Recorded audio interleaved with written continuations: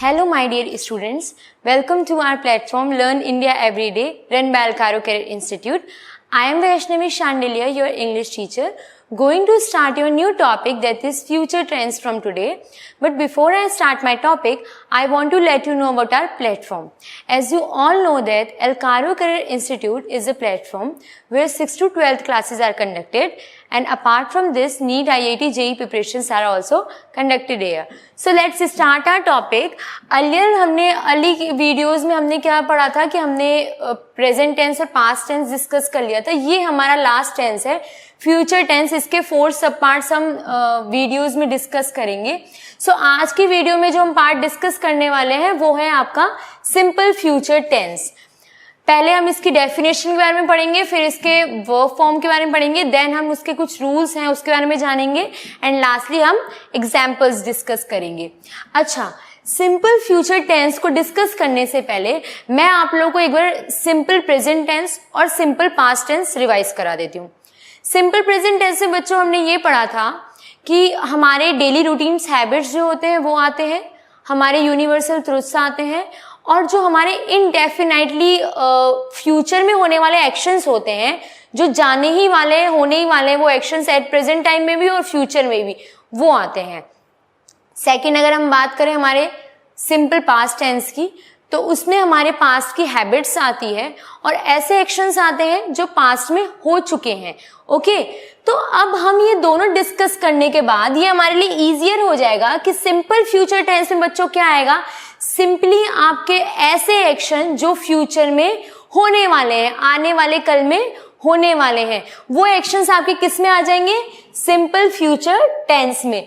अच्छा, अब इसकी डेफिनेशन देखिए.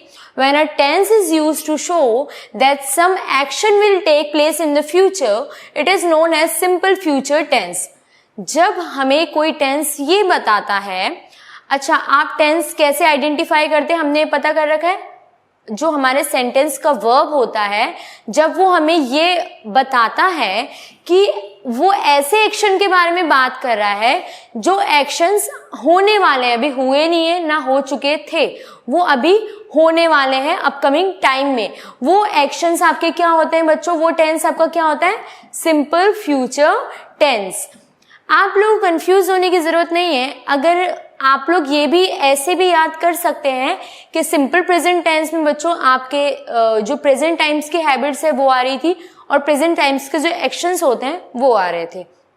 सिंपल पास्ट टेंस में आपके वो एक्शंस आ रहे थे जो हो चुके थे और आपके पास्ट की हैबिट्स आ रही थी. तो सिंपली एज सिमिलर आप सिंपल फ्यूचर टेंस को भी रिलेट कर सकते हैं कि सिंपल फ्यूचर टेंस में वो एक्शंस आएंगे जो आपके होने वाले हैं या फिर आने वाले हैं, या फिर ऐसे आपकी हैबिट्स आ सकती है फ्यूचर की जिसको आप आने वाले टाइम्स में फॉलो अप करने वाले हैं. तो ये तो हो गई हमारी बात डेफिनेशन की. अब हम बात करते हैं इसकी वर्ब फॉर्म की. तो इसकी वर्ब फॉर्म होती है बच्चों सब्जेक्ट प्लस विल और शैल plus verb first form plus object.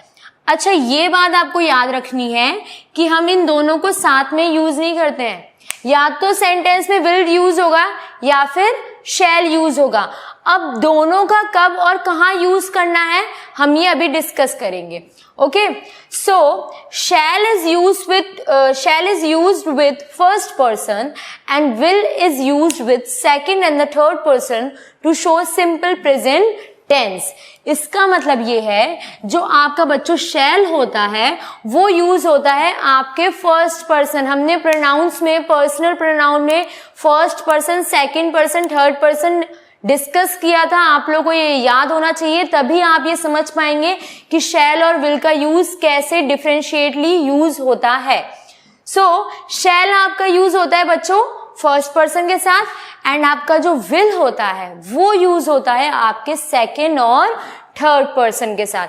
ये आपको बहुत मेन पॉइंट है आपके फ्यूचर टेंस का, जो आपको मस्ट है कि आपको ये लर्न होना चाहिए कि शैल का यूज कहाँ होता है और विल का यूज कहाँ होता है. अगर आप विल का यूज फर्स्ट पर्सन के साथ कर लेते हैं तो ऐसा नहीं है कि वो सेंटेंस गलत हो जाएगा, बट वो कुछ कंडीशंस होती है जहां पर फर्स्ट पर्सन के साथ आपका विल यूज होता है, अदरवाइज आपका शैल ही यूज होता है.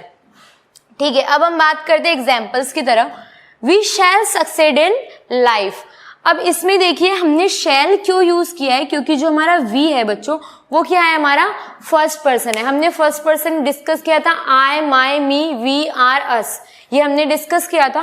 तो यहाँ पर बात फर्स्ट पर्सन की हो रही है और फ्यूचर की हो रही है कि हम सक्सेड हो जाएंगे लाइफ में। तो ये क्या हो जाएगा, यहाँ पर ये सिंपल फ्यूचर टेंस हो जाएगा और यहाँ पर हमने क्या यूज किया है, शैल यूज किया है, क्योंकि हम किसके बारे में बात कर रहे हैं, फर्स्ट पर्सन के बारे में बात कर रहे हैं। अच्छा एक चीज और देखिए कि जो सक्सीड है वो कौन सी फॉर्म है, वर्ब की फर्स्ट फॉर्म है। तो ये आपको याद रखना है कि हम विल शैल का यूज कहाँ करते हैं और हम क्या यूज करते हैं उसमें, वर्ब फर्स्ट फॉर्म यूज करते हैं। सेकेंड एग्जाम्पल हमने the boys will win the football match, the boys will win the football match. अब यहाँ पे जो द बॉयज हैं बच्चों ये कौन से पर्सन में आएंगे, फर्स्ट में तो नहीं आएंगे, क्यों, क्योंकि यहाँ पे आई, माई, मी, वी, आर, अस का यूज नहीं है। सेकंड में हमने पढ़ा था कि सिर्फ यू एंड योर का यूज होता है, लेकिन थर्ड में हम, आपको याद हो तो मैंने आप लोगों को पढ़ाया था कि जब कोई इंसान किसी के बारे में सोचता है या किसी थिंग्स या पर्सन के बारे में बात करता है तो वो होता है थर्ड पर्सन। तो यहाँ पर द बॉयज, अब मैं फर्स्ट पर्सन हूँ, आप सेकंड पर्सन हो, मैं आप लोगों को बॉयज के बारे में बता रही हूँ कि ये बॉयज मैच, फुटबॉल मैच जीतेंगे।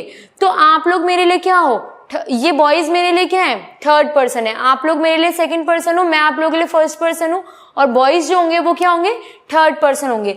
तो थर्ड पर्सन के लिए हमने क्या यूज किया है, विल यूज किया है, the boys will win the football match.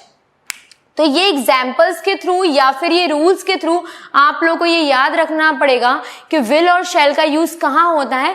बाकी डेफिनेशन इसकी बच्चों इतनी सी है कि सिंपल फ्यूचर टेंस आप सिंपली उन एक्शंस के लिए यूज करते हो जो आपके आने वाले टाइम में होने वाले हैं या फिर आने वाले हैं। इसकी वर्ब फॉर्म विल और शैल होती है, शैल आपका फर्स्ट पर्सन के साथ होता है, विल आपका सेकंड पर्सन और थर्ड पर्सन के साथ होता है। और इसके एग्जांपल्स आप लोग अपने मन से भी कुछ भी बना सकते हैं, जैसे आई शैल बी एब्सेंट टुमारो। तो मैं आई के साथ शैल क्यों यूज कर रही हूँ, क्योंकि मैं फर्स्ट पर्सन हूँ, ठीक है। बट अगर मैं सामने वाले के लिए बोलूंगी जो मेरे लिए थर्ड पर्सन है तो मैं उसके लिए क्या बोलूंगी, he will be absent tomorrow, कि वो कल एब्सेंट होगा। तो मैंने उसके लिए विल क्यों यूज किया, क्योंकि मैं आप लोगों को बता रही हूँ। अब मैं फर्स्ट पर्सन हूँ, आप लोगों को बता रही हूँ, तो आप लोग सेकंड पर्सन हो, लेकिन मैं किसी और के बारे में बात कर रही हूँ तो वो क्या हो जाएगा बच्चों, थर्ड पर्सन हो जाएगा। तो ऐसे आपको ये याद रखना पड़ेगा कि शैल और विल का यूज कहाँ होता है, सिंपल फ्यूचर टेंस में। ओके, सो आज के लिए बस इतना ही। नेक्स्ट वीडियो में हम आपके बाकी रिमेनिंग टॉपिक्स को डिस्कस करेंगे। Thank you so much, keep learning.